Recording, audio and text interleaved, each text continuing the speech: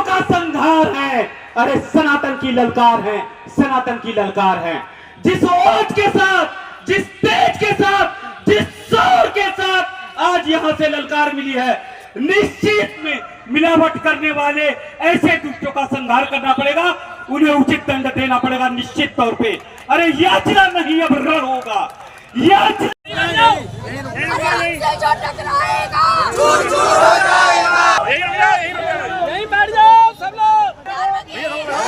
सनातन धर्म नहीं बैठा बैठोगे तभी शांति होगी। सनातन के शत्रुओं का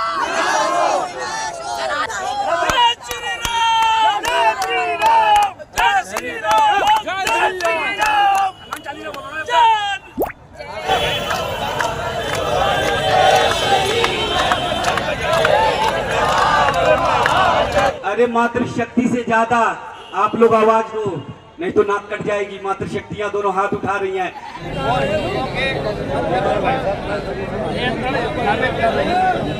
तिरुपति बालाजी व अन्य स्थानों पर की जा रही अनियमितताओं के कारण अब हिंदू समाज का ये किस विषय को लेकर?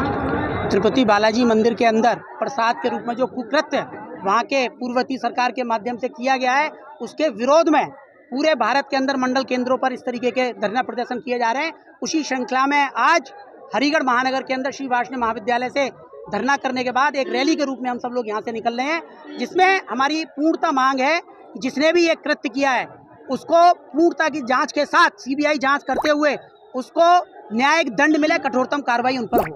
अलीगढ़ में भी कई दिनों से चर्बी का एक मामला उठ रहा है, इस विषय पर भी कुछ कहना है?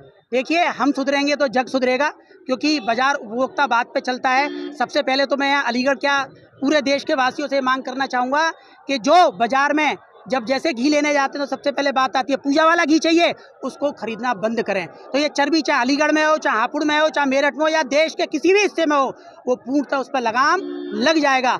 और अलीगढ़ के अंदर चर्बी की बात है तो अभी प्रशासन पूरी सजगता के साथ उसकी जांच पड़ताल कर रहा है।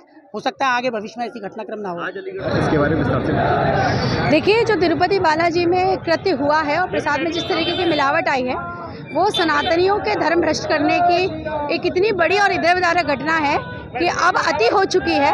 हर दिन आए दिन नई नई चीज़ें सामने आ रही थी, लेकिन हमारे आस्था के इतने बड़े केंद्र पर ऐसा होना, ये हमें शर्मसार करने वाली बात है और हमारे लिए सनातनियों के लिए मरने के समान है। ऐसे में 1857 का मंगल पांडे का वही कृत्य याद आ रहा है कि उनका भी धर्म भ्रष्ट किया गया था और धर्म भ्रष्ट करने के बाद एक क्रांति ने नए तरीके से जोश लिया था। वही ऐसा लग रहा है कि इतिहास फिर अपने आप को दोहराएगा कि हर सनातनी मंगल पांडे बनने को तैयार है और अपने धर्म के साथ किसी भी प्रकार का समझौता, किसी भी प्रकार का हमारे धर्म को अगर आहत किया जाएगा या हमारा धर्म भ्रष्ट करने का प्रयास किया जाएगा, अब बर्दाश्त नहीं होगा और क्रांति होगी।